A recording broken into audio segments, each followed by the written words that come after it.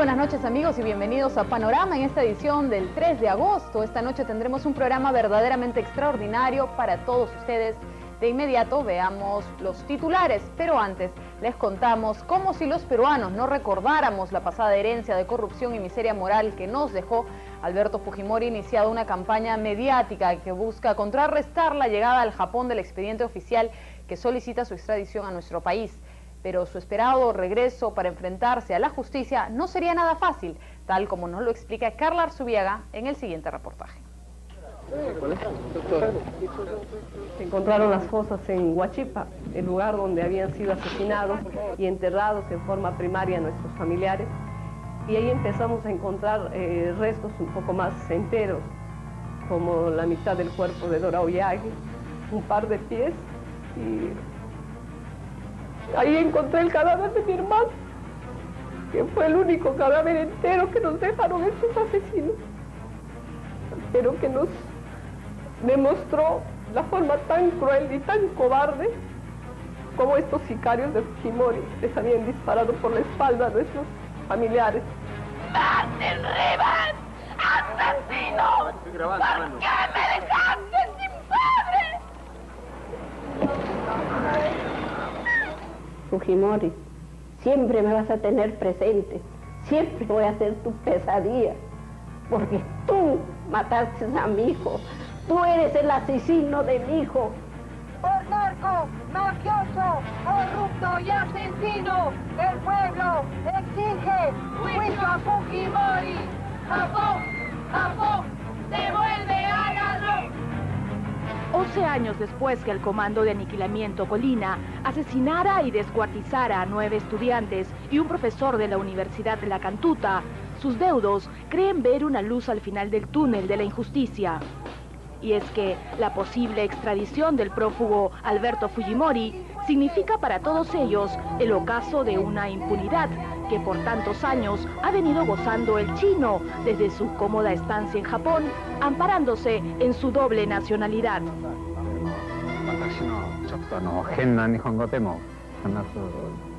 11 años después, Rada Cóndor no puede olvidar el momento en que las llaves encontradas junto a los restos calcinados de Amaro, su hijo mayor, coincidieron con el candadito del estante que su hijo le pidió guardar antes de desaparecer a manos del Grupo Colina. Doctor, le digo, acá está el candado de mi hijo. Y entonces ahí recién el doctor Cuba sacó, le dijo, pásame ese sobre que está lacrado. Abre el sobre, saca la llave, mete el candado y abre. El mundo se me dio vuelta, quería morir, desaparecerme yo también. Pensé, dije, acá lo perdí a mi hijo ya, quizás nunca más lo voy a volver a verlo. Para Gisela Ortiz Perea, quien perdió a su hermano Enrique, el tiempo no ha sabido cicatrizar las heridas del alma que hasta hoy la agobian.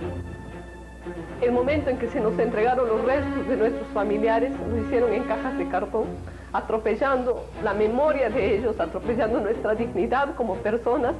Así que para nosotros no nos sorprende que ahora este asesino Fujimori se burle nuevamente del dolor de nosotros como familiares, se burle del pueblo peruano y salga con su sonrisa irónica a decir que él no tiene responsabilidad. Pura imaginación, puro disparo al aire. Y las pruebas, nada de nada. Pero quizá el mayor trauma físico y psicológico lo tenga Tomás Lidias, uno de los 4 sobrevivientes de la masacre de Barrios Altos, donde el Grupo Colina asesinó a quemarropa a 15 personas, entre ellos un niño de 8 años. Tomás Lidias fue atacado con 18 impactos de bala de 9 milímetros. A consecuencia de aquella salvaje incursión paramilitar, quedó postrado en esta silla de ruedas de por vida. Hoy vende golosinas en Gamarra y aunque se ha enterado del pedido de extradición de Fujimori, él ha perdido la fe en la justicia y no quiere saber más del tema. En mi caso mío, hace 11 años ha pasado y no quiero recalcar ni descartar sobre el caso de Fujimori ni Montesino, un tipo de asesinos. Nadie lo trae, nadie lo repara, ni nadie lo traerá, ni existe tampoco, ni habrá tampoco. Ese es todo, señorita, no hay que decir más. Precisamente, tanto el caso La Cantuta y Barrios Altos, considerados como delitos de lesa humanidad, han sido seleccionados por la Corte Suprema de Justicia peruana como un primer envío vía diplomática a la Cancillería japonesa, comprendiendo al prófugo Alberto Fujimori como coautor de tan execrables crímenes. Y esperanza de que el gobierno japonés estudie el documento. En el denominado caso Barrios Altos, Fujimori es acusado de delitos contra la vida, el cuerpo y la salud en la modalidad de homicidio calificado, en agravio de 15 personas inocentes, entre ellas un niño. También se le acusa de delitos contra la vida, el cuerpo y la salud en la modalidad de lesiones graves, que corresponden a los 4 sobrevivientes, entre ellos Tomás Livias. Por la matanza de 9 estudiantes y un profesor de la Universidad La Cantuta, Fujimori es acusado por los delitos de homicidio calificado y contra la humanidad, en la modalidad de desaparición forzada, en agravio de los estudiantes Juan Mariño, Bertila Lozano, Dora Ollague, Robert Espinosa, Marcelino Rosales, Felipe Flores, Luis Enrique Ortiz, Amaro Cóndor y Heráclides Mesa, así como el profesor Hugo Muñoz. Estos delitos imputados a Fujimori por ser expresiones de una conducta sistemática son crímenes de lesa humanidad, tipificados en el derecho internacional y reconocidos en el Código Penal japonés. ¿Qué piensas que debería tomar en cuenta el gobierno japonés al revisar el cuadernillo de extradición? Creo que no solamente debe exigir que cumpla con los requisitos legales para aprobar esta extradición. Yo creo que debería ser más humano, debería tomar en cuenta el dolor de nosotros como familiares, debería ser solidario y justo en este reclamo. Claro, y es que en el fondo, todos ellos intuyen que la extradición del expresidente Fujimori no será una tarea fácil para el gobierno peruano. El primer punto en contra para este cometido es que Japón no tiene convenio de extradición con el Perú, solo lo ha firmado con Estados Unidos y Corea del Sur.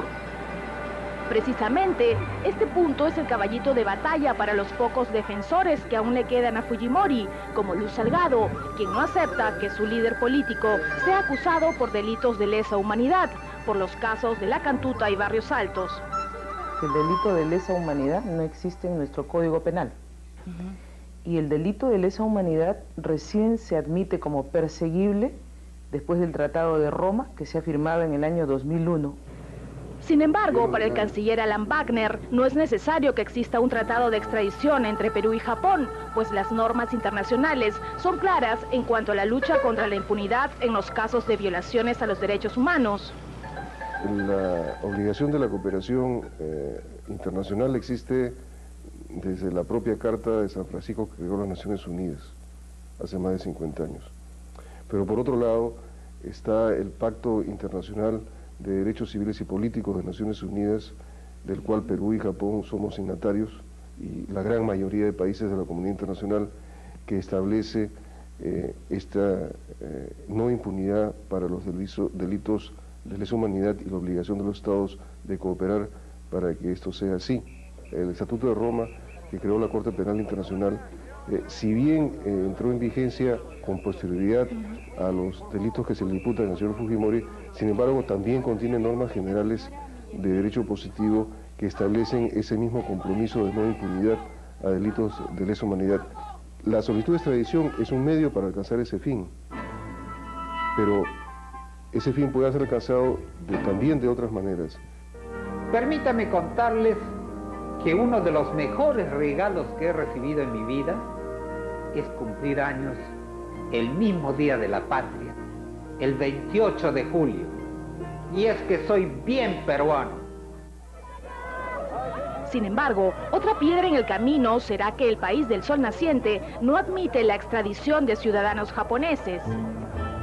Después de la Segunda Guerra Mundial se reformó la Constitución del Japón y se estableció una norma que prohibía la extradición de los ciudadanos japoneses, ello porque existía el temor que después de la guerra pues lo pidieran los países aliados por crímenes de lesa humanidad. Un ejemplo de este blindaje legal lo tenemos en el caso de Delfo Sorfi, un italiano neofascista, activista del grupo terrorista del Nuevo Orden. Este peligroso elemento subversivo fue hallado culpable de provocar la muerte de 16 personas y herir a otras 84 cuando el 12 de diciembre de 1969 a las 4:30 de la tarde en la Plaza La Fontana de Milán estalló una bomba al interior del Banco Nacional de Agricultura, convirtiéndose este en uno de los actos terroristas más sangrientos de la época. Pues bien, Delfo Sorfi no tuvo mejor idea que huir al Japón. Allí se cobijó y hasta obtuvo la nacionalidad japonesa al casarse con una dama nipona. Al convertirse en súbdito japonés, cambió su nombre por el de Hagen Roy. A partir de ese momento se iniciaron una serie de gestiones por parte del Ministerio de Relaciones Exteriores de Italia para reclamar la extradición para que sea juzgado en Italia. Hasta el día de hoy no han podido lograrlo. Es una potencia mundial como Italia, que juntamente con el Japón forman parte del grupo de los 8, tienen una relación mucho más intensa que con el Perú, desde el punto de vista económico, comercial, de políticas bilaterales, no ha podido prosperar, es decir, Italia no ha podido lograr la extradición de este terrorista. Obviamente, pues para el Perú le va a ser muchísimo más difícil.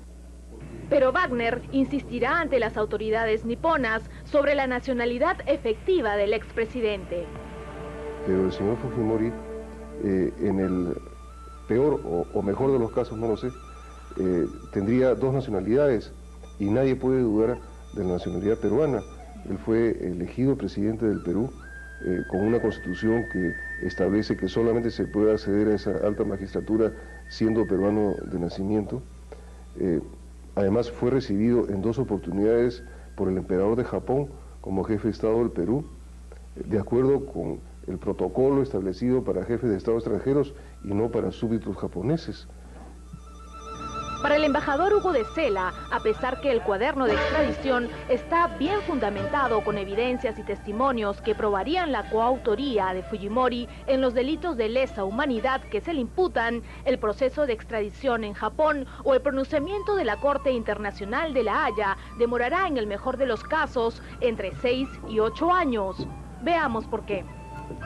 El 31 de julio pasado, Miguel Maquiavelo, embajador del Perú en Japón, entregó el voluminoso cuaderno de extradición de 600 hojas traducidas al japonés y otras 600 en castellano a su similar de la Cancillería japonesa en Tokio. La Cancillería nipona evaluará y analizará el contenido del cuaderno de extradición. Si todo está correcto, en un plazo que no debería exceder de 1 mes, enviaría el documento a la Corte Suprema de Justicia japonesa. Lamentablemente, agosto es el mes de vacaciones para los japoneses. Por lo tanto, lo más probable es que emitan una opinión a fines de septiembre, dependiendo de la carga procesal o el interés que la justicia japonesa le dedique a este caso.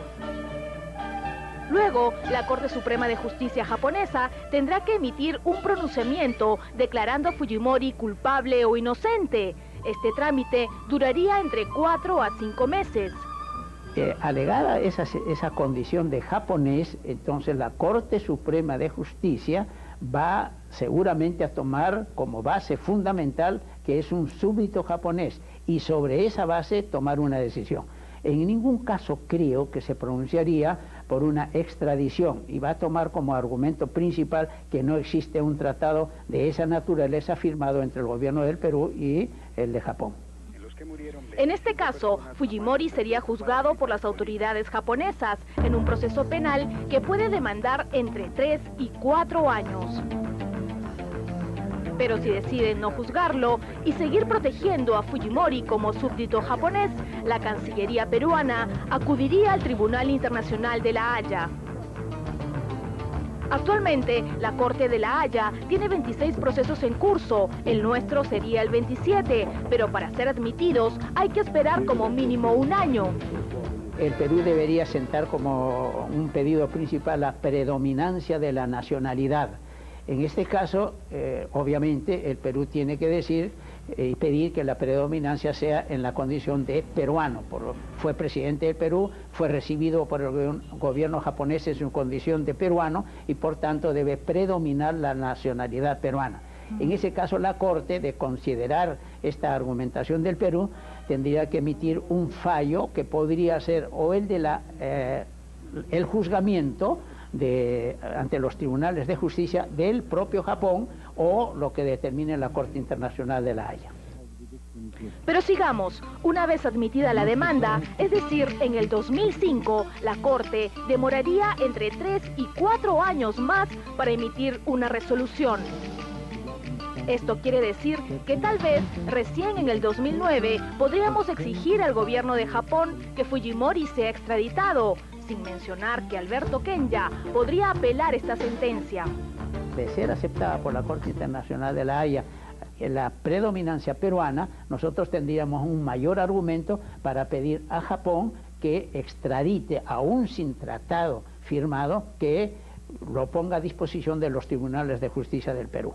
Sin embargo, tal vez la Cancillería podría apelar a la reciprocidad entre estados, si tenemos en cuenta que cuando en 1996 la DIRCOTE capturó a la terrorista japonesa del Ejército Rojo, Kazue Yoshimura, fue precisamente Fujimori en su calidad de presidente quien envió de regreso al Japón a la terrorista nipona, sin necesidad de que el gobierno japonés le presente un cuaderno de extradición. Todo no seguirá siendo color de rosa para el chino, pues la presión internacional de más de 30 países que han acogido la orden de captura y extradición de la Interpol le cierran cada vez más el cerco. Tal vez si el procurador Vargas Valdivia culminara de una vez por todas con los resultados del informe Kroll, cuya investigación le viene costando al Estado $700.000, los japoneses terminarían con los pelos de punta, pues podrían comprobar cómo Alberto Kenya utilizó para enriquecerse las donaciones provenientes del Japón a través de la Fundación Appenkai. Precisamente, Víctor Aritomi, ex embajador de Perú en Japón y cuñado de Fujimori, manejó directamente las entregas en efectivo de las donaciones recibidas supuestamente para la construcción de obras sociales que eran escandalosamente sobrevaloradas. Para muestra un botón, las investigaciones han determinado una transferencia de fondos desde el Banco de Brasil en Tokio de más de $225.000 por orden de Aritomi en favor de Fujimori. Tal vez solo así el gobierno japonés comprenda el doble juego del chino.